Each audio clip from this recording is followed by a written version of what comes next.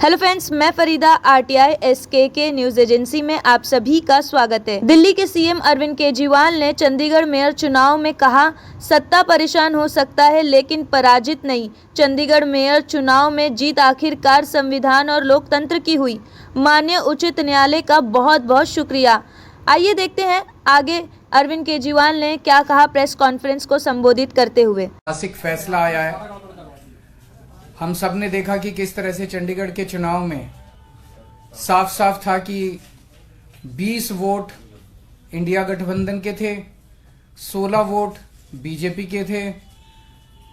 20 में से 8 वोट किस तरह से इंडिया गठबंधन के वोट गलत तरीके से इनवैलिड डिक्लेयर कर दिए गए और इंडिया गठबंधन के कैंडिडेट कुलदीप कुमार को हारा हुआ डिक्लेयर कर दिया गया, बीजेपी के कैंडिडेट को जीता हुआ डिक्लेयर कर दिया गया।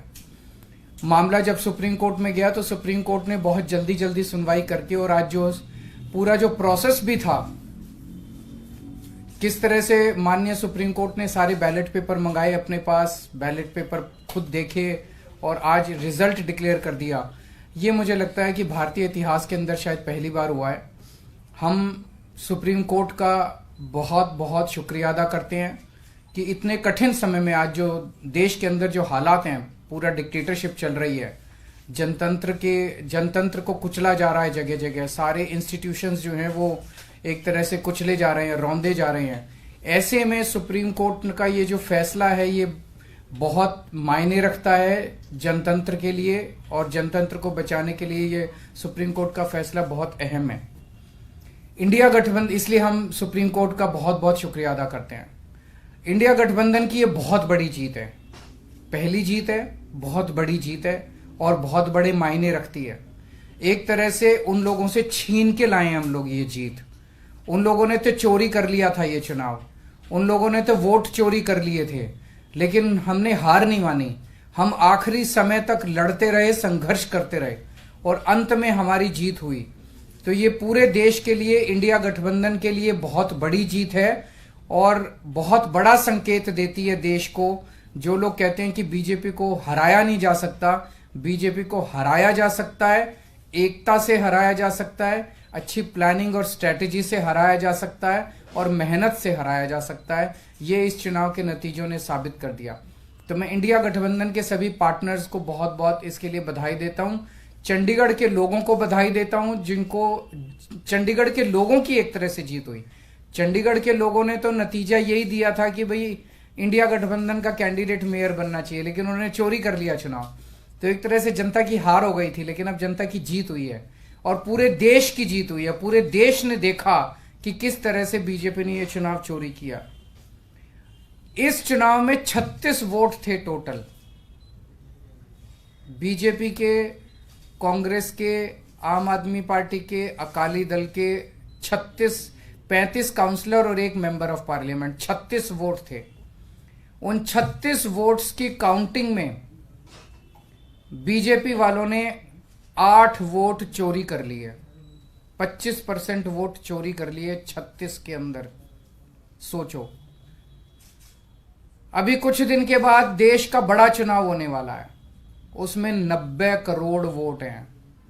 अगर ये 36 वोट में से 25% वोट चोरी कर सकते हैं, 90 करोड़ वोटों में ये कितने वोटों की चोरी करेंगे, सोच के भी रूह कांप उठती है, रोंगटे खड़े हो जाते हैं। सुनते तो थे कि बीजेपी वाले गड़बड़ करते हैं, सुनते तो थे कि बीजेपी वाले बदमाशी करते हैं, वोटों की चोरी करते हैं, पर कभी कभी मन कर सबूत नहीं था, निकल के नहीं आता था। आज कैमरे का कुकर्म पकड़ा गया। इससे साफ जाहिर है कि कितने बड़े स्तर के ऊपर ये वोटों की चोरी करते हैं। अब बड़ा मसला ये है, पूरे देश को सोचना पड़ेगा कि अगर जनतंत्र नहीं बचेगा तो कुछ नहीं बचेगा। आज जितनी कॉन्फिडेंस के साथ ये कह रहे हैं 370 सीट आएंगी, 370 सीट आएंगी, एक तरह से देश के लोगों को चैलेंज कर रहे हैं ये लोग कि तुम्हारे वोट की जरूरत नहीं है हम लोगों को, हमारी तो आ रही है 370 सीट। तुम्हारे वोट की जरूरत नहीं है हम लोगों को, हमारी तो आ रही है 370 सीट। अगर उन्हें इतना कॉन्फिडेंस है 370 सीट का, कहां से आ रहा है ये कॉन्फिडेंस? कुछ तो गड़बड़ कर रखी है इन्होंने। और जिस देश, अगर किसी देश के अंदर चुनाव के पहले पार्टियां साफ साफ कहना चालू कर दे हमें वोट की जरूरत नहीं है, हमें लोगों की जरूरत नहीं है, उस देश के अंदर फिर जनतंत्र बहुत बड़ा खतरे में है। पूरे देश को मिलके 140 करोड़ लोगों को मिलके जनतंत्र को बचाना पड़ेगा। इससे ये भी साफ है, ये लोग चुनाव जीतते नहीं हैं, ये लोग चुनाव चोरी करते हैं। आज ये पूरे प्रकरण ने, चंडीगढ़ के पूरे चुनाव ने इन लोगों को बेनकाब करके पूरे देश के अंदर बेनकाब कर दिया। इन लोगों ने दूध का दूध और पानी का पानी हो गया। मैं फिर से एक बार इंडिया गठबंधन को बहुत बहुत बधाई देता हूं और माननीय सुप्रीम कोर्ट को बहुत बहुत शुक्रिया अदा करता हूं। अगर एक दो क्वेश्चंस आपके हैं तो। 3 पार्षद भी बीजेपी में चले गए, वो भी एक बड़ी चीज है कि इनका पूरा षड्यंत्र क्या था, कि षड्यंत्र था कि हमारे अब पार्षदों को तोड़ेंगे। ये चुनाव, जैसा मैंने कहा कि पहले तो पूरी कोशिश करते हैं ईवीएम में धांधली कर दो, इसमें धांधली कर दो, किसी भी तरह से चुनाव अगर हार जाएं तो फिर ये काउंसलर्स को तोड़ना चालू कर देते हैं, एमएलएस को तोड़ना चालू कर देते हैं, सरकारें गिरानी चालू कर देते हैं, ईडी लगा देते हैं, सीबीआई लगा देते हैं, पैसे की गड्डियां फेंकते हैं उनकी तरफ, सब तरह से तोड़ने की कोशिश करते हैं। ये जनतंत्र थोड़ी है।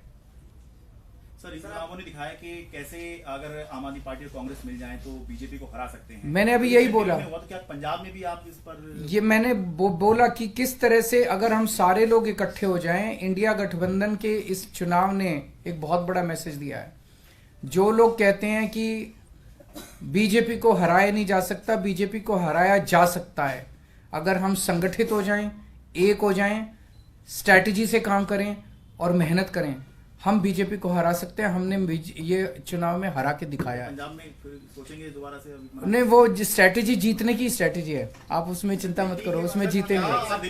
दिल्ली का है, अभी कई सारे राउंड्स ऑफ डिस्कशन हो चुके हैं और काफी अंतिम स्टेज पे बाकी चीजें पहुंच चुकी है। बहुत जल्दी अनाउंस होगा उनके साथ गठबंधन। आपने पंजाब का क्लियर कर दिया, अकेले बाकी सारी चीजों पे बात हो रही है, बाकी सारे स्टेट्स में बात हो रही है और कई सारे राउंड्स ऑफ डिस्कशन हो गए हैं। काफी अच्छी बातचीत चल रही है और काफी एडवांस्ड स्टेज पे है। बहुत से आपके साथी हैं जो इंडिया अलायंस की बस में चढ़े तो थे लेकिन धीरे धीरे उतरने की कोशिश करते हैं। सबका अपना अपना वो है। मैं आज आपको लगता है कि उनको देख आज के जो रिजल्ट उनको उम्मीद जगी होगी और वो वापस आ सकते हैं? जो लोग देश को बचाना चाहते हैं उन सब लोगों का इंडिया गठबंधन में स्वागत है। सर आपको लग रहा है लार्ज स्केल रिगिंग भी लोकसभा के समय ये अपोजिशन को, इंडिया ब्लॉक को अब डर है, जिस तरह का पिछले कुछ दिनों में घटित हुई हैं चीजें? देखिए, ईवीएम को लेके बहुत प्रश्न उठते रहते हैं। जैसे मैंने बताया, इनकी मल्टीपल स्टेजेस हैं। पहले तो ये चुनाव में गड़बड़ करते हैं, तरह तरह की गड़बड़े करते हैं, वोटर लिस्ट गड़बड़ कर देते हैं, ईवीएम के अंदर गड़बड़ी की बहुत सारी शिकायतें और बहुत सारे वो आए हैं, लेकिन उसके ऊपर कभी भी इन लोगों ने जनता का विश्वास जीतने के लिए ईवीएम के गड़बड़ी जो आरोप लगे उसको इन्होंने जनता का विश्वास स्ट्रेंथन नहीं किया।